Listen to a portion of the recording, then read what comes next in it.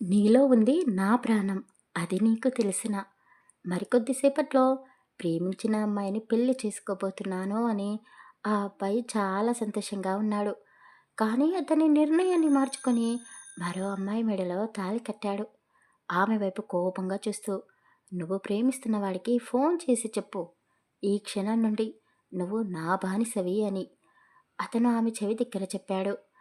ఆమెకు ఏం జరిగిందో అర్థం కావడం లేదు. కళ్ళలో నుండి కన్నీళ్లు జలపాతంలా కారుతూనే ఉన్నాయి. మరి ఏం జరిగిందో స్టోరీలోకి వెళ్ళి తెలుసుకుందామా? నీలో ఉంది నా ప్రాణం, అది నీకు తెలిసిన పార్ట్ 1.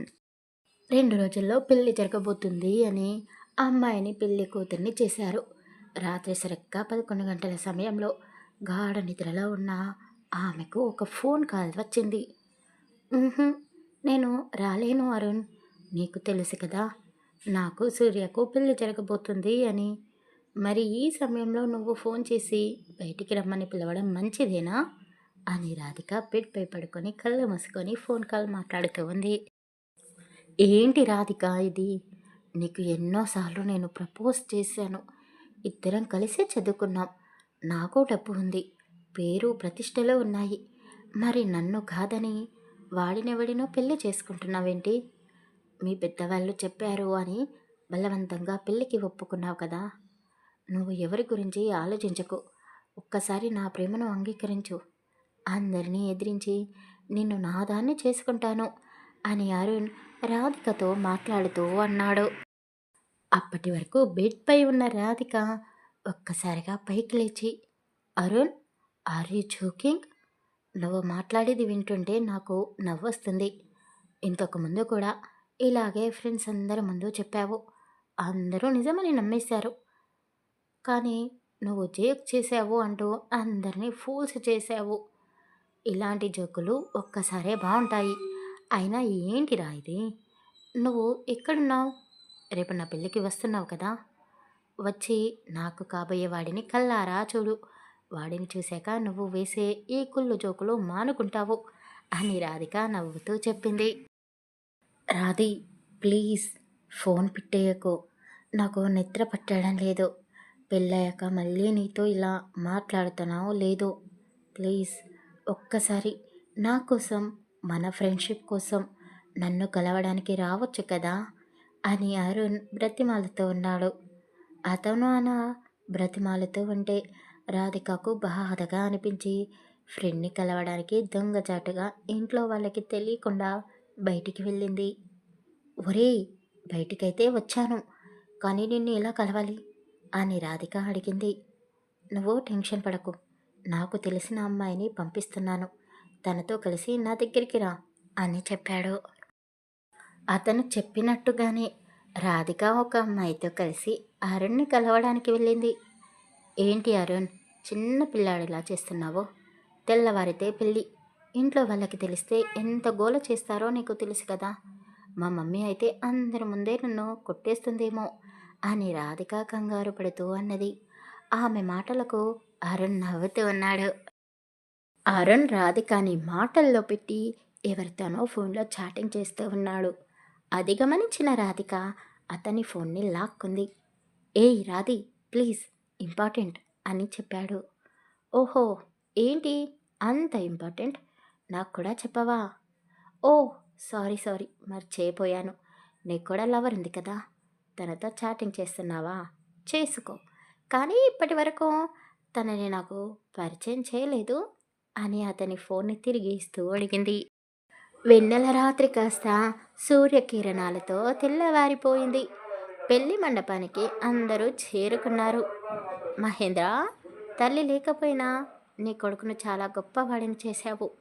సూర్య లాంటి కొడుకు అందరికీ ఉండాలి అని చాలామంది మహేంద్రని, సూర్యని పొగిడేస్తూ ఉన్నారు. పెళ్లి కొడుకుగా పట్టుబట్టల్లో సూర్య నిజంగా సూర్యకాంతి లాగానే మెరిసిపోతూ ఉన్నాడు. కొడుకుని చూసి మహేంద్ర మురిసిపోతూ ఉన్నాడు. ఇప్పటి వరకు మన ఇంట్లో ఆడ మనిషి తోడు లేకుండానే ఉన్నాము, కానీ నీ పెళ్ళితో మన ఇంటికి కూడా లక్ష్మీదేవి రాబోతుంది అని చాలా సంతోషంగా ఉన్నాడు.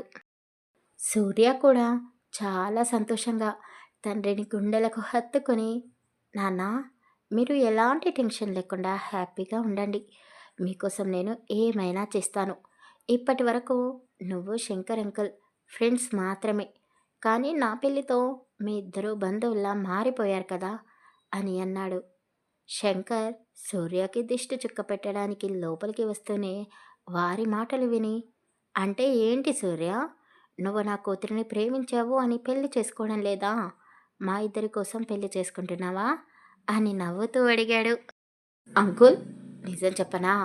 ఒక విధంగా మా నాన్నకు మీ కూతురు అంటే మమకారం ఎక్కువ కాబట్టే ఆమెను ప్రేమించాను అని సూర్య కూడా నవ్వుతూనే సమాధానం చెప్పాడు. సరిపోయారు ఇద్దరూ అని శంకర్ కూడా వారి నవ్వులో జత కలిపాడు. సరే కానీ ముహూర్తానికి టైం అవుతుంది, మనం బయటికి వెళ్ళాలి అని మహేంద్ర అనడంతో ముగ్గురు కలిసి పందిట్లోకి వెళ్ళారు. టైం దగ్గర పడుతుంది, పెళ్లి కూతురిని తీసుకుని రండి అని పంతులు గారు చెప్పడంతో శంకర్ భార్య దగ్గరికి వెళ్ళి, రమా, రమాదేవి, ఇంకా మన అమ్మాయిని తీసుకుని రావడం లేదేంటి? త్వరగా తీసుకుని రండి, పంతులు గారు పిలుస్తున్నారు అని చెప్పాడు. మీరు వెళ్ళండి, నేను ఇప్పుడే తీసుకొని వస్తాను అని రమాదేవి చెప్పడంతో శంకర్ సరే అంటూ సూర్య దగ్గరికి వెళ్ళాడు. రమాదేవి అందంగా ముస్తాబైన తన కూతుర్ని తీసుకుని పచ్చటి పెళ్లి మండపంలోకి వచ్చింది. అంతా సాఫీగా జరుగుతున్న సమయంలో పెళ్లి కూతురు సూర్య వైపు చూస్తూ, మీ అమ్మ నిజంగానే చనిపోయిందా, లేక మీరే మాయం చేశారా అని అడిగింది. ఆమె అలా అడగడంతో అందరూ ఆశ్చర్యపోయారు. అమ్మా రాధిక, ఏం మాట్లాడుతున్నావు? నీకు అంతా తెలుసు కదా అని మహేంద్ర చిన్నపోయిన గొంతుతో అందరి వైపు చూస్తూ అన్నాడు. అంకుల్, ప్లీజ్ మీరు మాట్లాడకండి. మీ గురించి నాకు పూర్తిగా నిజం తెలిసిపోయింది. మీ వల్లే సూర్య వాళ్ళమ్మ ఇల్లు వదిలి పారిపోయింది. ఆ విషయం దాచిపెట్టి ఆవిడ చనిపోయింది అని బ్రతికున్న మనిషిపై అబద్ధాలు సృష్టించారు. మీ గురించి తెలిసాక నాకు భయం వేస్తుంది. రేపు నా పరిస్థితి కూడా సూర్య వాళ్ళ అమ్మలాగే అవుతుందేమో అని.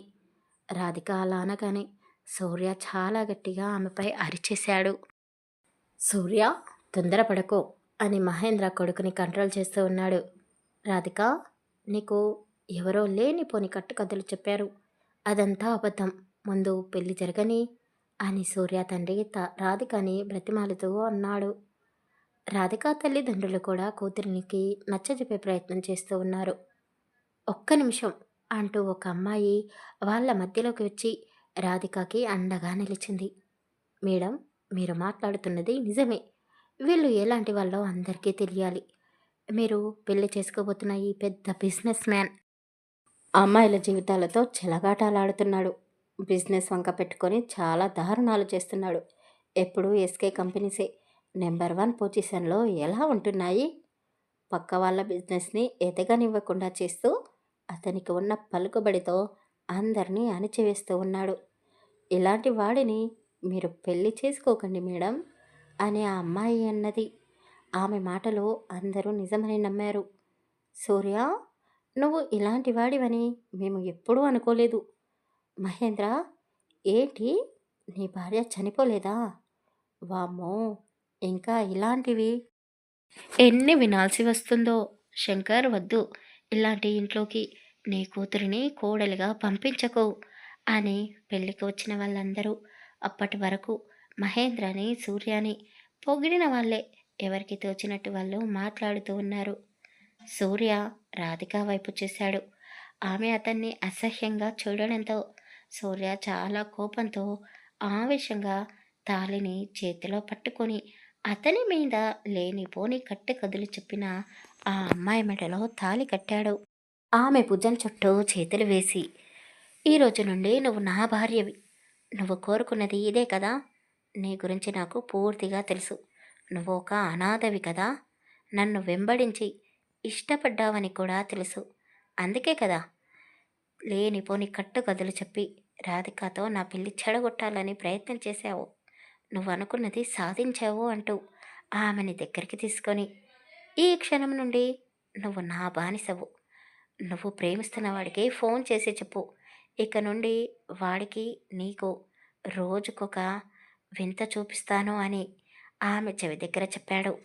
ఆమెకు ఏం జరిగిందో అర్థం కావడం లేదు. కానీ కళ్ళలో నుండి కన్నీళ్ల జలపాతం కారుతూనే ఉంది.